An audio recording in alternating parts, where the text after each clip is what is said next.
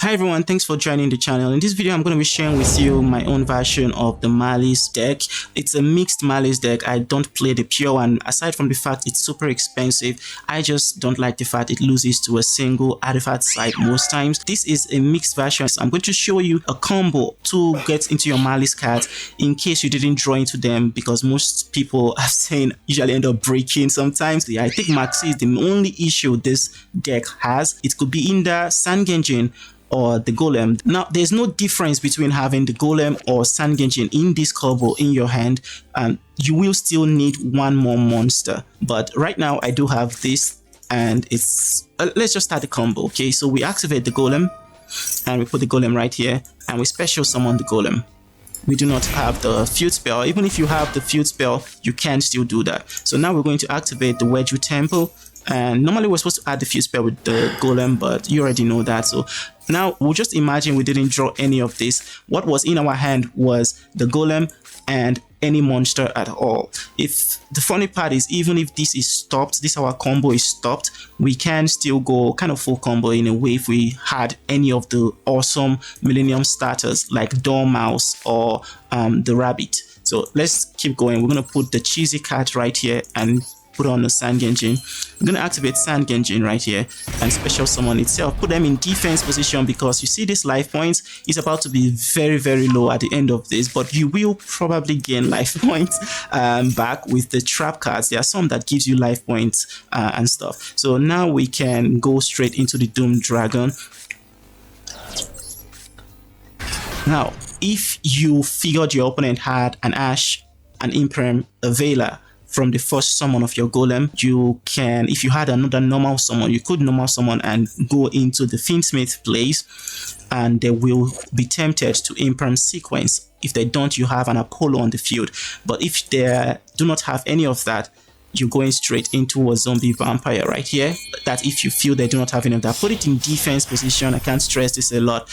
You are going to be losing a lot of your health. Then we activate zombie vampire, detach anything, and mill. Hopefully we mill into a Maliss card, and this also helps us see exactly what our opponent is playing, and it could also ruin their plans actually. So we did go into a Maliss card, and this can help us start our full Maliss combo actually, because we can already summon the Red Ransom, who adds the field spell to our hand. So I will keep going in the combos, but for now just know you've already unlocked your Maliss full stuff. But if you're still worried about any of that, you can still go into Fiendsmith place, and if let's say you milled more than one Maliss cards and you want to actually get into it, like we had a second cheesy card. You remember the first card we had in our hand that we set with the Wedge Temple and sent to the graveyard? You can just go into a Little Knight, and Little Knight can banish the card from your graveyard, and since it's banished, it special summons itself. But just know, once you do any of these special summon from the banished zones effect,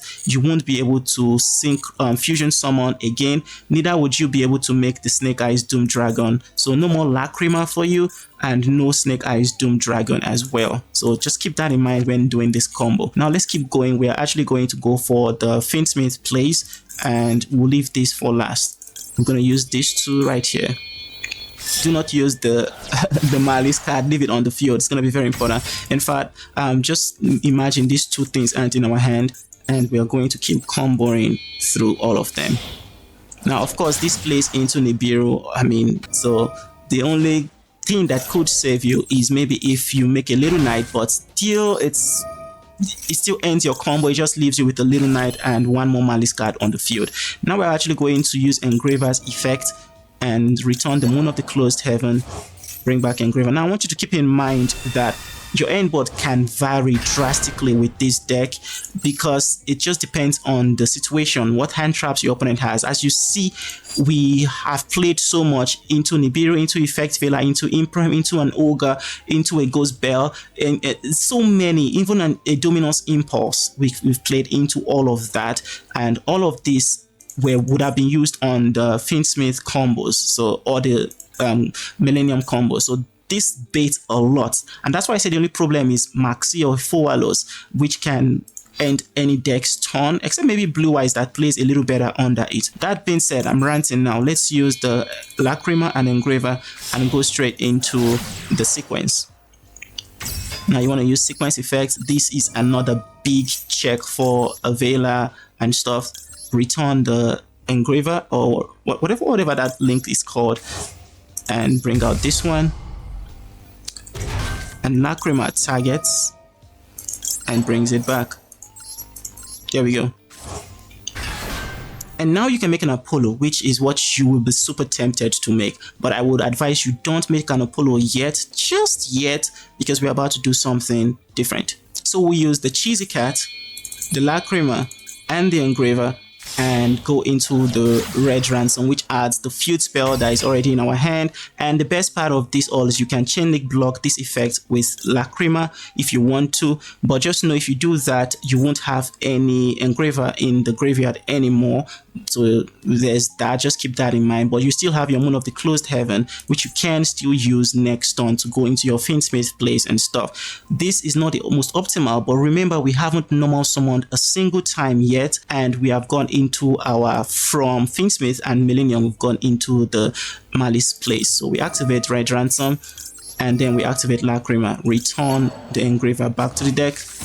We don't need that getting banished by bestials and stuff. And then excuse me, we grab this Malice in the Mirror. Now I do have another feud spell, but the problem is I only play 2 feud spells. Bruh. So yeah, just imagine that it's the feud spell we added to our hand, because I don't have enough URs. So that's the problem. This is a kind of free-to-play deck in a way. So now that you've done all of that, you are going to activate the feud spell and start your Malice full combo. So we're going to banish a card. You can banish anything actually. So we'll just banish the Dormouse, and the Dormouse will start our entire Malice combo, if you want to put it like that. So then we activate the Dormouse.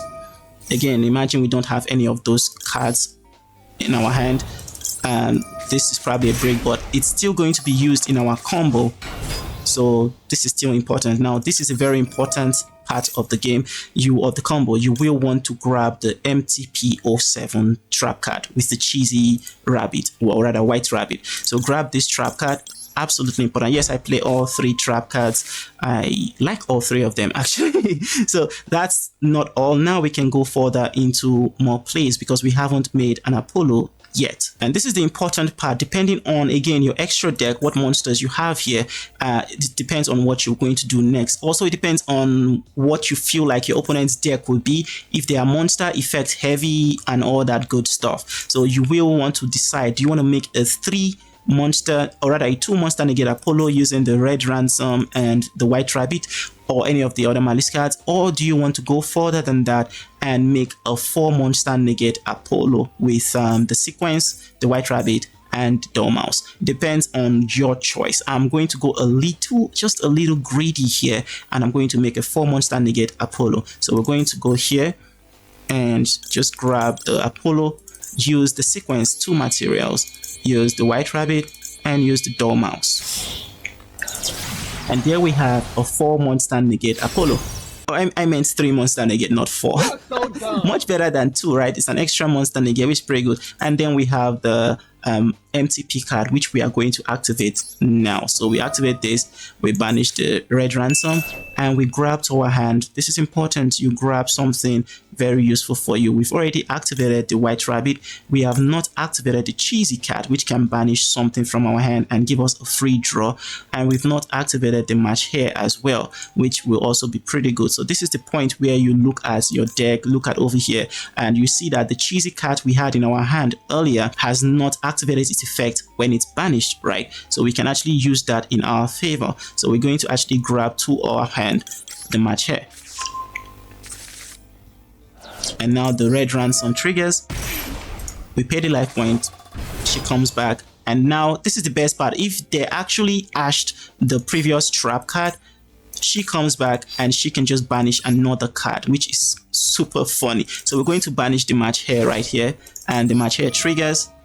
We pay another life point. The life point is getting desperately low right now, and we grabbed ourselves another Match Hair. Now we still haven't normal summoned, and we are actually going to use the Mache's effect still, and we're going to banish the cheesy from our deck.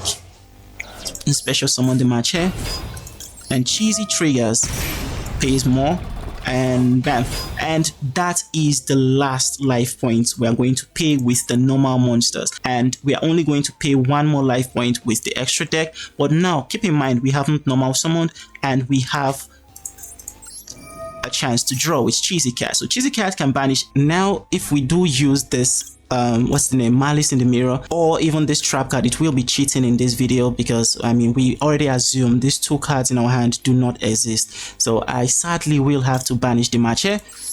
There it goes, and we draw from our deck. And what do you know, we drew into a normal summon, and we drew into a gold sarcophagus. So that's without normal summoning at all. So now we can actually use these two right here and go into this card. What's its name? I keep forgetting him. Splash Mage. I really hate this card. It's so annoying. And we grab those, use the Splash Mage's ability, rather not grab, use the ability, and we can summon any of these monsters. Also keep note about the effects. I think most of them have already activated. They have been banished, if not all of them. We have paid the life points for every single one of these cards. So anyway, I'll just grab one of them. Also take note of your cards that have been banished. Alright, I tried playing this without normal summoning at all. We didn't draw into any bestial or anything, which is insane. I play like 3 bestials in this deck, but it's alright. So what we're going to have to do is, sadly, we will have to use our normal summon right here. Again, just imagine that this guy, this little guy, is just an Ash, a Maxi, a Full Wallows, whatever you can imagine is that, and we're going to continue this combo. So what we are going to do now is use Link Decoder. I use the White Rabbit we added earlier, going to Link Decoder.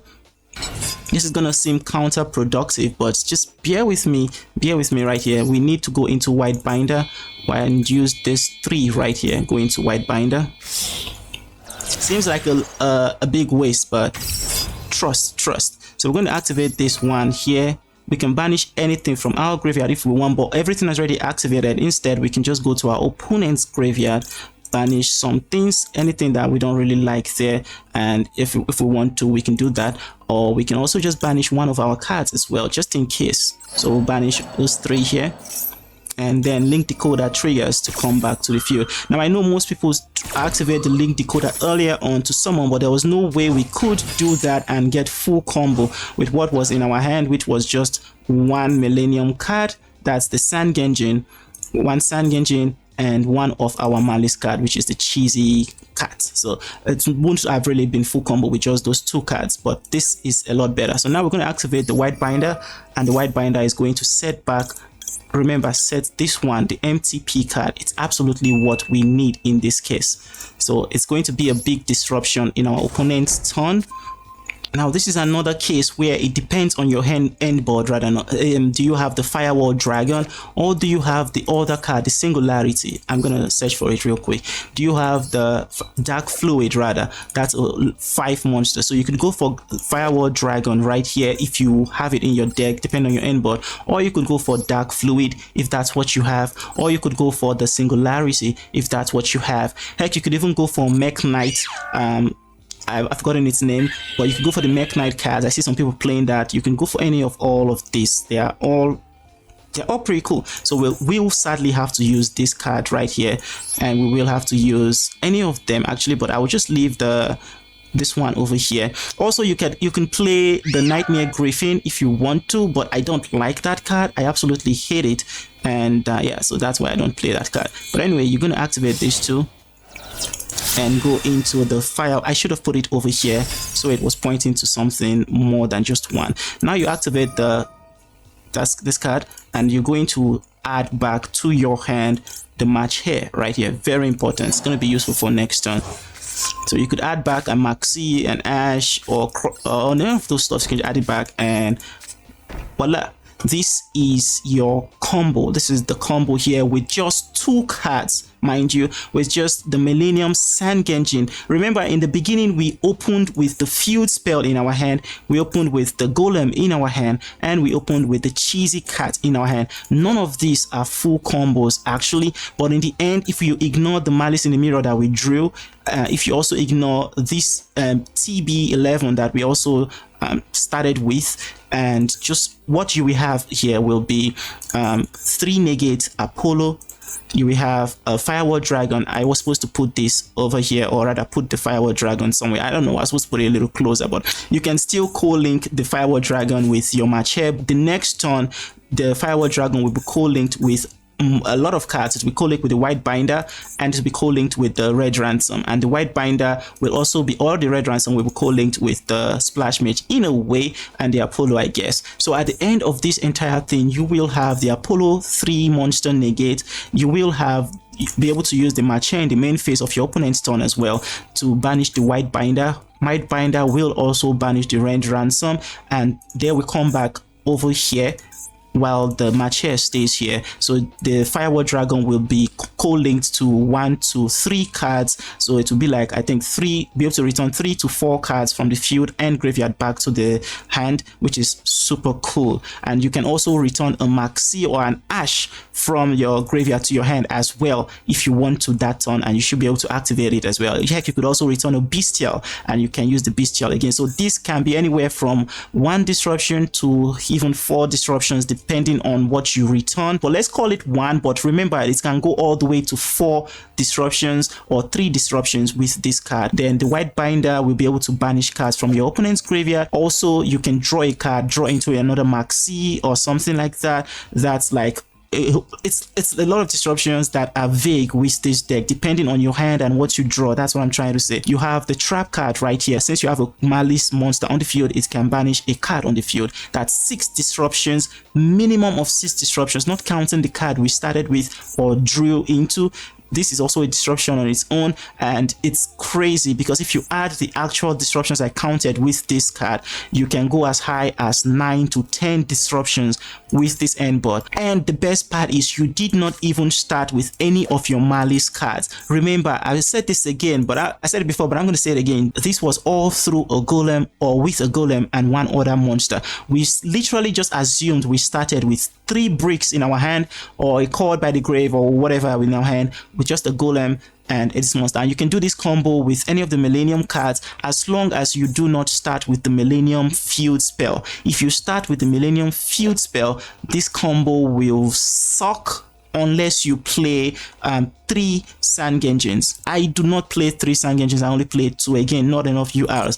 And that's basically it for the deck. That's the combo I wanted to share with you guys. What do you think about this? Let me show you the full deck list. And there you have the deck. Yes, I know I don't play the Floodgate, I don't play Artifact Side, I don't play Chaos Hunter.